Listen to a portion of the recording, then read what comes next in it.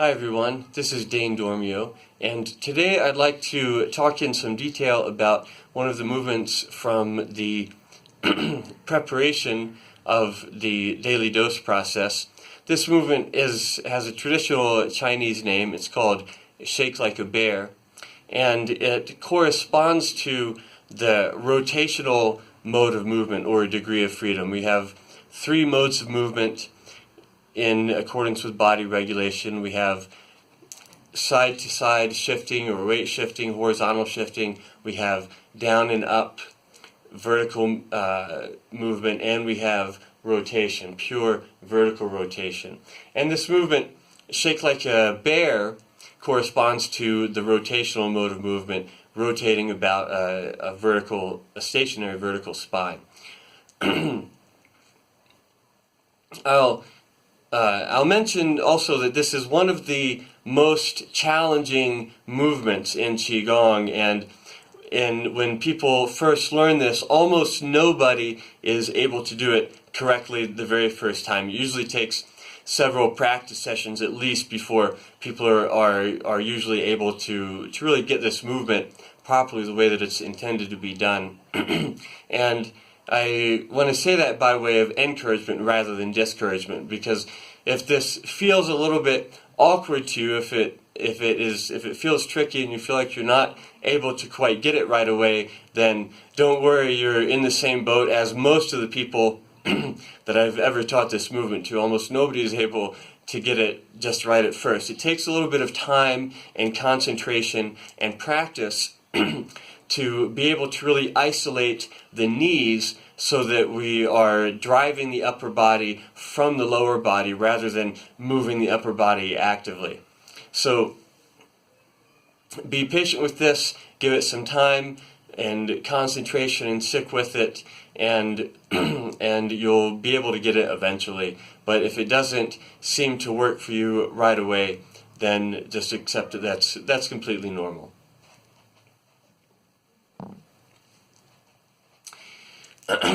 So, first I'm going to demonstrate this movement from the front and then from the side, and then go into some details about how it's done and also explain some of the pitfalls to avoid.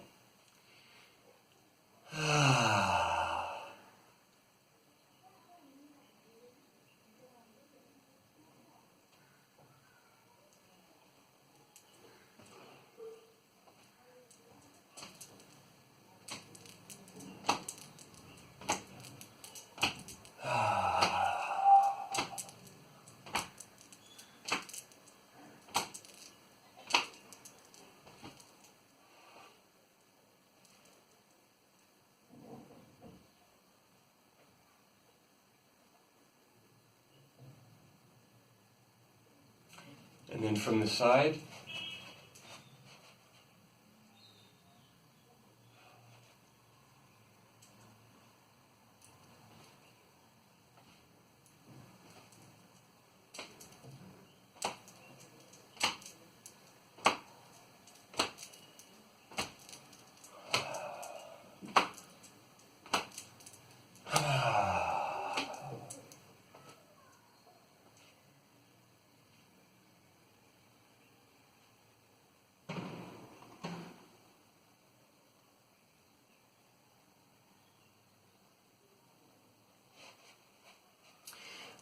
So that's a very brief version of what the movement looks like. This could be sustained for as long as you want. Typically half a minute to up to a minute and a half is the standard recommended minimum dosage. You could do it longer if your body is wanting to do it more, using the non-exertion principle and the pleasure principle as your guide for how long to continue this.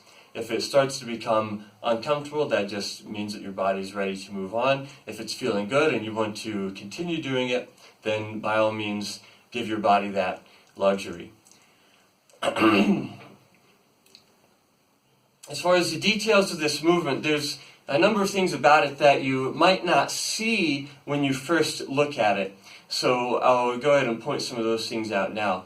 One thing is that the primary thing about this actually is that it's primarily the knees. that are engaging, and nothing else in the body, specifically not the hips and not the waist. I start off by emphasizing, by just turning once to emphasize that the way this happens is one knee bends, in this case it's this one, the knee that bends, that side of the body moves forward, but not because you're moving from the upper body, moving from the waist or from the shoulders, but because the knee moves forward, that moves the hip forward, and the upper body rides along on that. At the same time, the other leg is going straight. The knee that goes straight, that hip moves backwards, that side of the body moves backwards, but it's because the knee is moving, not because we're turning from the upper body or from the waist. So it's one knee straight, one knee bend, and that generates this rotation in the spine.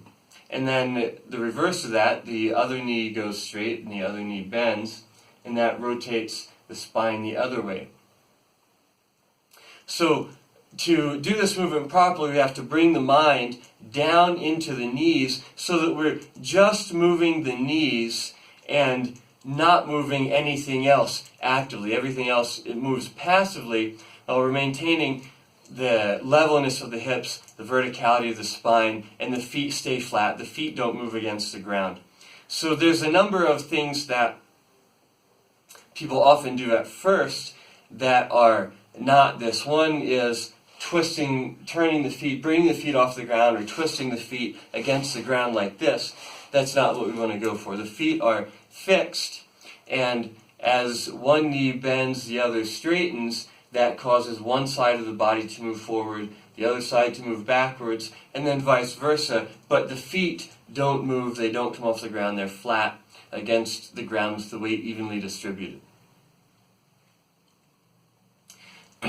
Another thing that people will often do when they first attempt this movement is moving from the waist and the hips without moving the knees. So as you can see hopefully right now, my knees are locked, and even with my knees locked and not moving, I can still twist this way from the waist, or this way from the hips, or up here from the shoulders, and that's not what we want. That's distorting the torso, distorting the spine, whereas what we want is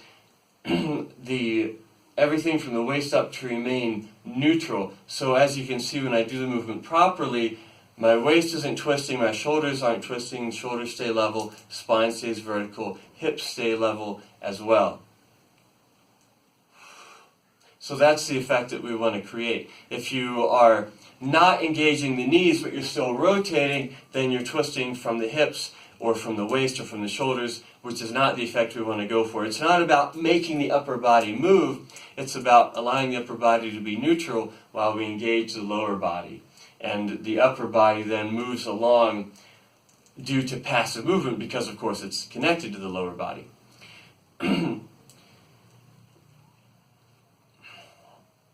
So another type of pitfall that people often run into is tilting the hips like this or like this, tilting the hips up or down on one side. And we don't want the ends of the hips to go up or down relative to each other. We want them to stay the same height, moving horizontally, kind of as if the circle of the pelvis, the ring of the pelvis, is a turntable for a record, and it's just moving in a purely horizontal plane. So if I move my knees, bending one, straightening the other, the full range of that rotation is not going to be very far. It's going to be about 45 degrees off of center in either direction. But the way that we're conditioned, we automatically often assume that we have to go further or harder or more deeply in order to get more benefit. We think, oh, I'm only moving a little bit, I'm only moving this much, I must not be getting the full benefit, I must not be really getting it. But this is actually all the movement that is generated by the knees. So what people often try to do is they go, oh, I'm not going far enough, let me see if I can turn further into that. Let me see if I can turn all the way over here. To do that, we have to tilt the hips turn at the waist, turn at the shoulders, and that's not the point of this exercise. It's to just work with the range of motion that we generate from engaging the knees alone while keeping everything else neutral and in a fixed relative configuration, so without distorting the box of the torso. So when you just engage the knees, you'll move through a relatively small range of motion, and that's all that we need. That's fine, that's plenty. That's the range of motion that we want to work with. It might not feel like anything dramatic, but that's where the focus of this exercise is. Another thing that that people tend to do at first, aside from trying to turn or tilt the hips, or turn at the waist, or turn the shoulders in order to get more range or reach out of this, is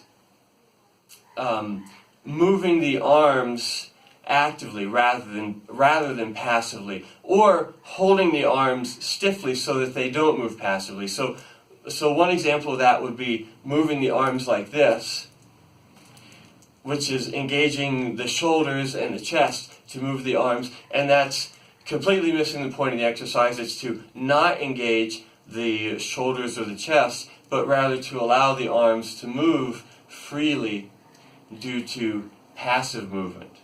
So the arms just swing loosely like this, as if they're pendulums hanging from a string. That's the only movement that the arms generate, and the intensity and range of that will be determined by the intensity of the rotation.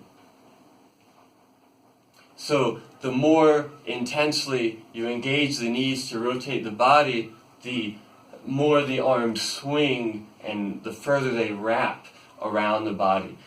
If the arms are loose and relaxed, they'll wrap completely around the body like this in both directions. One arm wraps around the front, the other arm wraps around the back. So another thing that people often do is hold the arms or use tension in the shoulders and chest to stop the arms from moving. So they'll say go like this and this far, and then they stop the arms like this, which is not the point. The point is just allow the arms to be completely neutral, and if you do that, then they'll just swing and wrap around the body. Nothing will stop them until they actually slap into the body itself.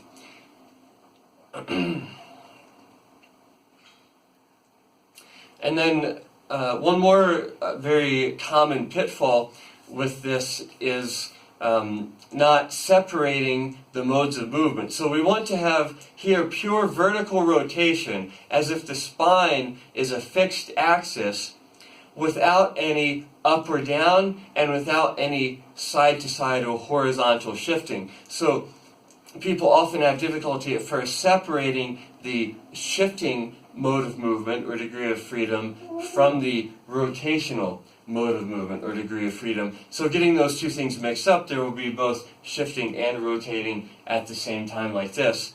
And people kind of can't help or don't notice that they're actually going side to side along with this rotation.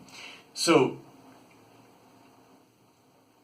if the spine is centered and vertical, then the body, the center, won't move from side to side. It will just rotate in place. And that means that the weight stays evenly distributed in both feet. In other words, if you are shifting side to side like this, one leg will get heavy, the other leg will get light, and the pressure between the bottoms of the feet and the ground will change. So the pressure will increase in one and decrease in the other. So one way you can feel for this, if you have pure vertical rotation with no side-to-side shifting, is that the pressure profile in the bottoms of both feet will remain unchanged. You won't feel any change in the pressure between the bottoms of your feet and the ground. It'll stay equal in both, evenly distributed across the bottoms of the feet.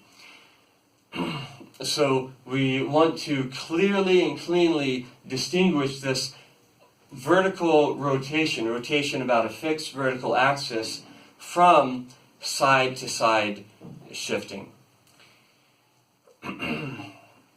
So the upper body is neutral. It rides along the alignment of the pelvis the spine and the shoulders doesn't change. We don't distort the box of the torso. It just rotates on top of the legs as the knees engage to generate this pure rotation. So those are a lot of details, and it's probably going to take you some time and some concentration to really be able to integrate and incorporate all of this at once. So don't be afraid to practice this, play with it, experiment with it, and really make sure that you're doing it right, because there's a lot of ways to do it wrong, and you won't be getting the full benefits of this exercise if you are succumbing to one of these pitfalls. Now, assuming that you can do the movement properly, meaning that the feet stay flat, the hips stay level, the spine stays vertical, and just the knees are engaging, one moving forwards, the other moving backwards to generate this pure rotation of the spine. One analog or image you can have for this is the small Indian drums. It's like a small drum on a stick with two beads on strings.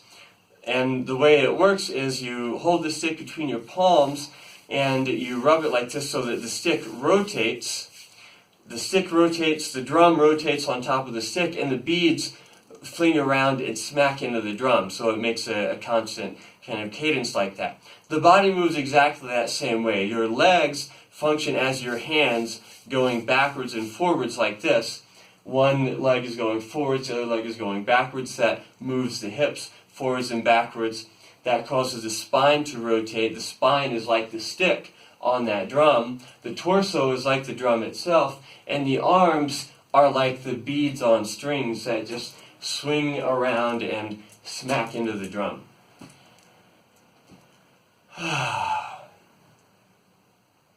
So the primary benefit for this, for preparing for our Qigong practice, is softening, loosening, opening up the joints, and also developing the feeling of passive movement in the upper body from actively moving the lower body. So this is one meaning of the idea of bringing energy up from the ground, is that we're not generating energy with tension up here in the upper body, but we're generating energy with the legs against the ground, and that energy, physical energy, kinetic energy, momentum, is transferred through the relaxed upper body rather than being generated with tension.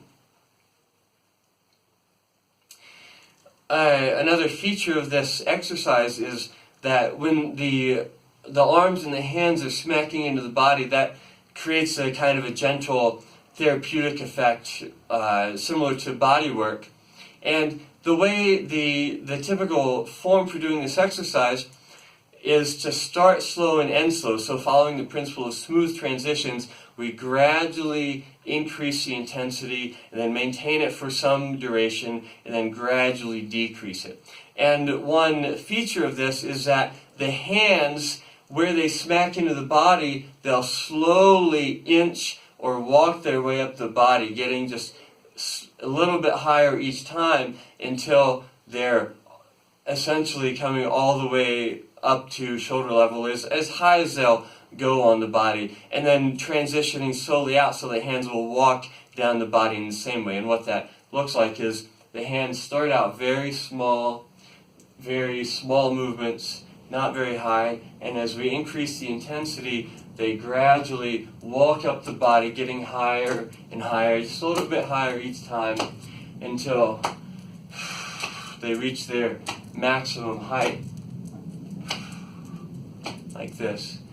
And then we maintain that duration, that intensity for some duration, and then eventually when we're ready to stop, we gradually and slowly ease out, and the hands walk their way down the body, just an inch or so at a time, the same way in reverse, getting a little bit lower and a little bit lower, and the movements don't stop all at once, but they gradually die out and become smaller and smaller and smaller, like a pendulum swinging to rest. In other words, we don't want to apply the brakes and stop things all of a sudden. We want it to be more like just taking our foot off the gas and the car coasting to a stop. We're like a pendulum.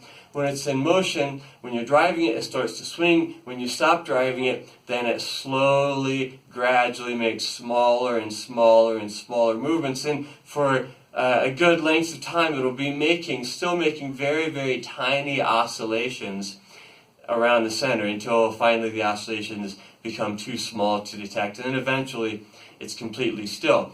The more friction the pendulum has, the faster it will come to rest after you stop driving it. The less friction it has, the longer the oscillations will pursue for, and the smaller the amplitude will be noticeable.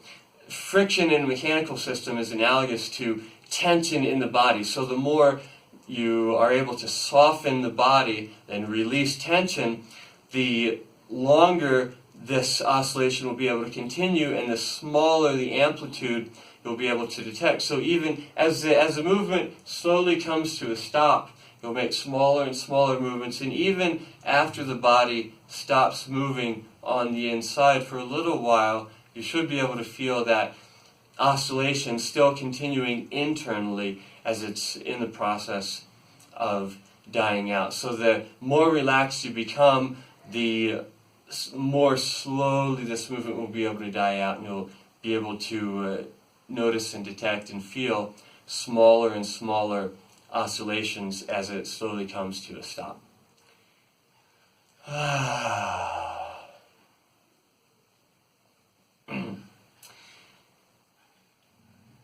Now, I start off explaining this as being a movement that's generated purely in the knees. And actually the knees can't move without the hips and the ankles also moving, and because it's connected directly to the hips and the ankles. If the hips and the ankles were fixed in place, the knees would have nowhere to go, no way to move, because the hips and ankles would be fixed on either end of the leg and wouldn't allow the knee to move. So actually the hips and the ankles do engage in a particular way along with the knees, but they engage in such a way as to generate this pure vertical rotation. There are other ways that the hips and ankles could engage along with the knees. For example, if we are shifting side to side, then we still have one knee bending, one knee straightening, one leg lengthening, one leg shortening. We still have the knees alternately bending and straightening, but now the hips and ankles are coordinating that movement in such a way as to generate horizontal movement and side-to-side shifting. So with this movement, we start out by putting the primary focus on the knees, primarily just to get the attention and the awareness down into the lower body, because it takes usually some practice and some concentration to get over the habit of tensing the muscles in the upper body when we want to move something up here, and get the feeling of engaging the legs and allowing the upper body to move passively. So we put the focus primarily on the knees to narrow down the attention and kind of minimize the distraction. But ultimately the hips and the ankles are something that are consciously engaged as well in order to generate this specific type of movement, in order to generate this pure vertical rotation. So the main purpose of this in regards to our preparation for Qigong is to help the body soften, loosen, relax, release tension.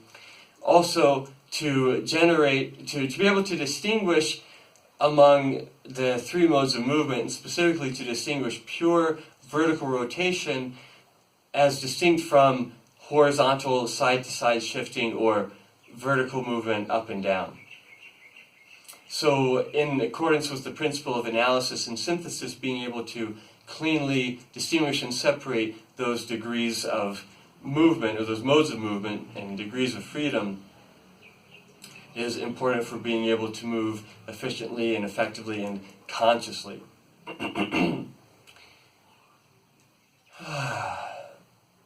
So I hope that this information is useful to you. I hope that you're able to incorporate these principles into your practice and just play around with this movement a little bit in your daily life, in your day-to-day existence.